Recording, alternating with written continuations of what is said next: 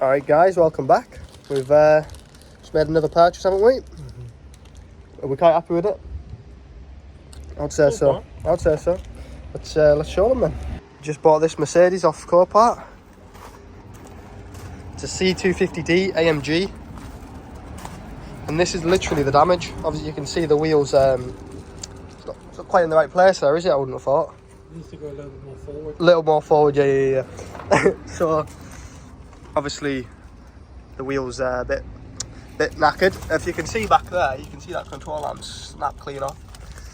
So, that's literally it. You've got a bit of a dent here, a little bit on the door just there. The rest will probably polish out. You got the mirror. Where's the keys at? We've got 2 keys with it, which is lovely. See the mirror still folds out and everything. If I open the door, I think. Oh, there you go. But yeah, lovely car. It's not even too dirty, to be fair. Heated seats, all that. Button to open the boot and that. Done 100,000 miles. It's a diesel, obviously. It's a 2.143 or something.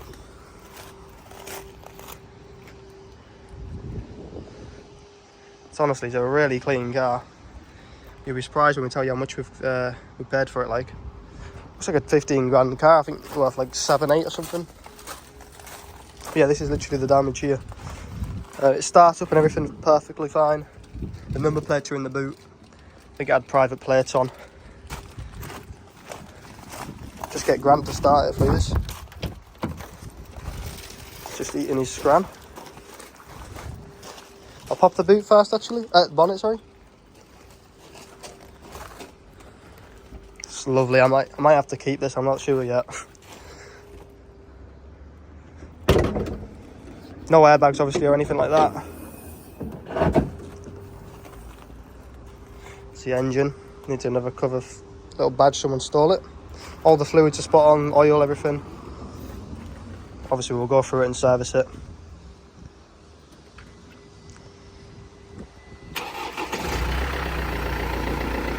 Listen to that power. Sounds absolutely spot on. I mean, these are really loud. Everyone says they're like tractor engines. But this one isn't even that bad. I'd say it's quite quiet. Probably quieter than my E46.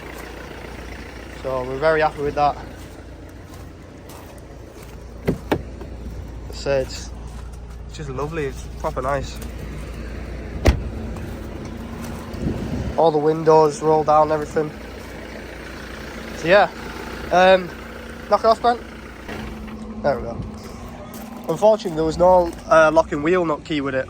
So we've ordered one online, but we were going to have to wait a week for it. So I thought, I'll go down to Mercedes and see if they'll lend me one. And I blagged my way into lending a lock and wheel nut key. So I've removed them and I've took the wheel nut key back to them. The locking key back. But we've got one on order anyway, so we can put them back on later. But now we can jack it up and we can find out what the damage is together, I guess. So obviously this wheel's gone, it's cracked. I don't think we'll be repairing that one. But yeah, we'll get it jacked up somehow because there's not much room. And then we'll see what the damage is. Alright, we managed to get it jacked up. It wasn't too bad actually. I just moved some of the stones back. It's on, they've got a little pad just there. Just jacking up just off that pad. We'll loosen the rest of these off. Alright, just taking the last lug nut off. Grant, take the wheel off.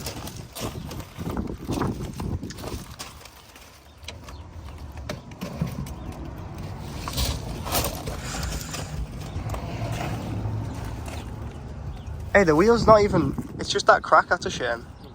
A little bit, but it's not even bad. It's a shame about that crack then. That crack might have been from driving it though, to be fair. Because he had to drive it off the transporter. But yeah, there we go. So we got, oh, that isn't the lower control arm, is it? That's probably like the upper one, I imagine. That's snapped. I don't know if that, it looks bent, but it might be meant to be like that, I'm not sure. The tie rod, see it?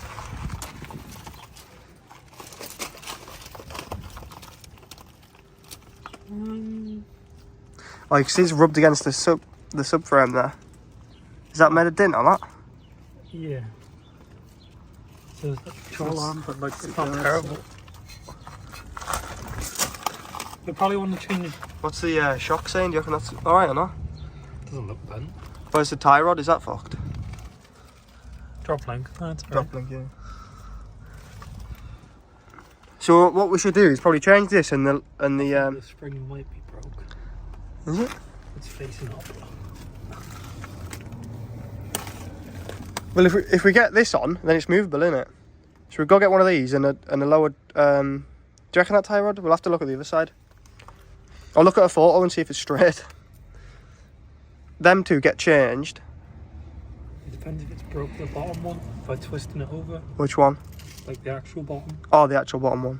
We'll have a look how much they are. We could just change it all, couldn't we? But yeah, we'll get these sorted and changed over. We'll go get it now, hopefully. Oh, that's snapped as well. I'll have to try and look for one of them. It's a nice car, you don't want to be bodging on it, do you? So we'll get these changed, and we're not sure about the shock yet, but if we get them sorted, then the wheel should be straight, and if it's not, then you know that's bent. We're just having a little look at the spring here. Obviously we're just going to change everything, both control arms, in and out of the tie rod, drop link, and we're getting a spring as well because that's snapped. I'm not sure if this is bent. When we take it out we'll be able to see, but if it is, we'll buy a new arm as well. But yeah, we'll literally just get everything from the bottom corner, and then you know it can't, you know, if everything's changed, then you know it'll be fine. So we'll go buy all that. Alright, we just got back with all the parts. We're just taking off the wheel arch liner just to make it a little bit easier. They're all just 8mm and 10mm push fits. Just broke anyway, we need a new one.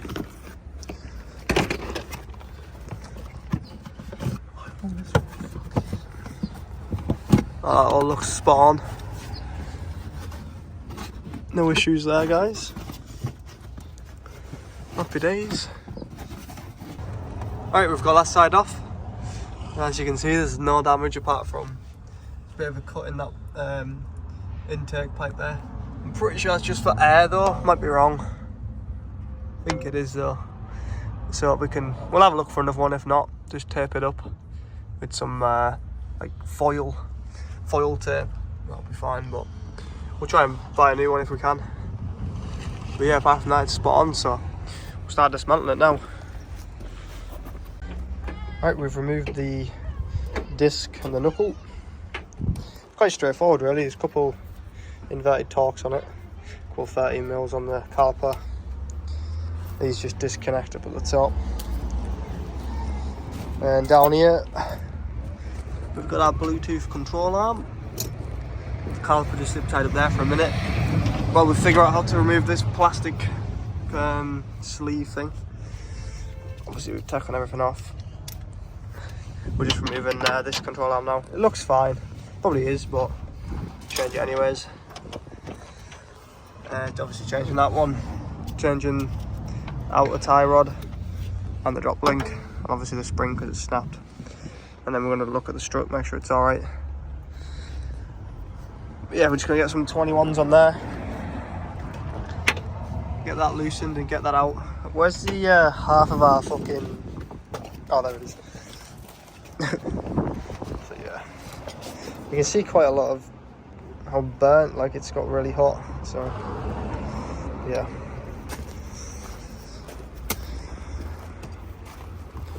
Quickly get these last two out, well the last half of that one and then this one, and I'll cut back in and we're putting the new ones in. Right, we've removed the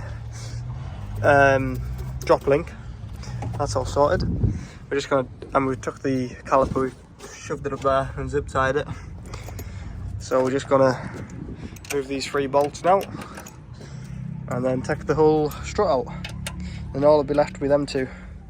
And obviously that's a take off, but you get along with it quite nicely. All going quite well. I'm scared to say it, but yeah, I know. Let's see what happens. We do need a bit of fun though, don't we? You know what I mean? Oh yeah, beating at something for the next half hour. No, do you know what's going to be funny? What? Is the fact that You know what happened the last time we did shocks? Oh, yeah. You're at the bottom now. Yeah, fuck that. In front of them. That's from the other thing. Just quickly show you, there's the new one, there's the old one. It doesn't look bent, but it probably is a little bit, but that's not really the issue anyway. We noticed this when we took it out, so good luck. Good job I took grand to change it, like. Some tight ass on to keep it in. Not naming names. But yeah, got the new one now, so we'll just put that right back in. Just one long bolt just goes through there. It's quite difficult. We had to take the under off a little bit. Alright, we've changed both the control arms and the outer tie rod. We're just gonna put the knuckle back on the disc. Literally just one bolt straight through them both, and that one you just spin off with a 21 spanner. So we'll get this put back in.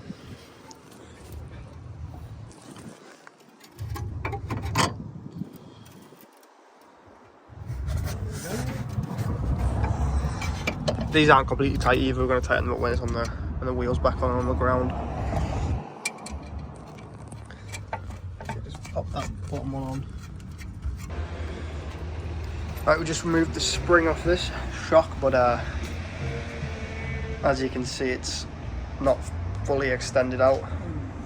It's shot out there even though we compressed it, so this was obviously longer, but then it's broken, so it pulled it back down.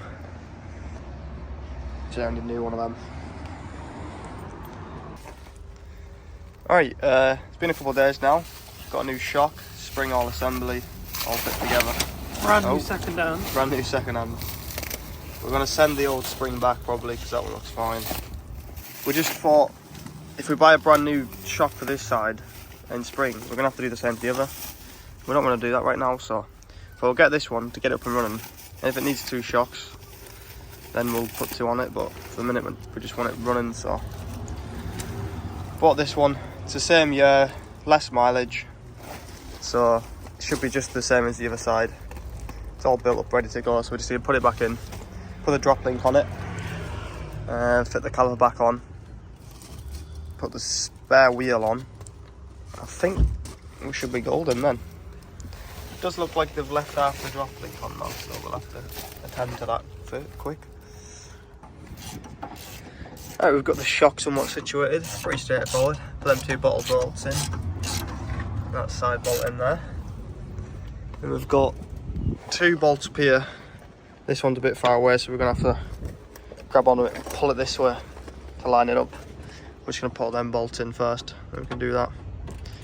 But literally just pick the shock up, put it in, and just put the bolt in. It's so easy on these ones compared to the other ones where you have to like put it inside the knuckle. This one attaches to the back of the knuckle. So we'll get that finished up, tightened up everything. These 2 back bolts in it. And then, like I say, we just pull this forward and we can be able to get this last bolt in. Right, everything's sorted, shock's all tightened up now. 3 bolts up top. 3 bolts on the side, on the bottom, sorry. Drop links in. That's just 19mm. I'll just tighten it without even touching these because it's brand new. It's pretty solid.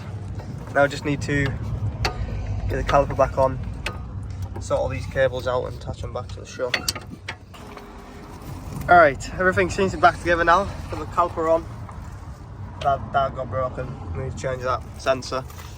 Yeah, everything's back together. We had to take the strut back off because we didn't put them cables through because we're idiots, but yeah, we sorted that now. So everything's back together. It took us like, I don't know, half an hour or something. We're just gonna jack up the front of this disc now, just so it's at the right height, so we can tighten that one, tighten that bushing as well. Then as soon as them 2 are tightened, we'll get the spare out of the boot, take it for a little test drive. We're not gonna put that arch on because we need to change that pipe. I think there was something else we need to do. What was it? Was that it? Just that pipe? Yeah. Right, we'll get this up in the air and then to like ride height, and we'll tighten both of these bushes up. Alright guys, we've sorted everything out under there. We've tightened the under tray back up, obviously done them big bolts at the back there. They're all tight. Under trays all back on. The only thing isn't the arch liner because we need to get to that. We want to take it for a spin, so make sure it goes through gears. But look at that. There's perfect gap now. Put it on the floor and tighten it all up.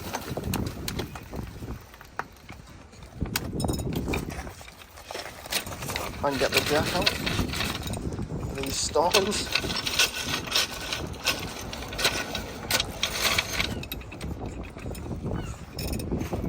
Don't want your bicycle wheel coming off. Yeah. We don't want that now. You got the way so I can just look at this. Oh yeah, that looks perfect mush. Buzzing with that. Take it for a spin and see what happens. Might have to do something about this mirror though. And there's no number plates on it, so I need to put them on. Alright, we'll quickly do that. Don't know if I mentioned, obviously we borrowed a lock and wheel nut from Mercedes, but I had to give that back, so we bought one now.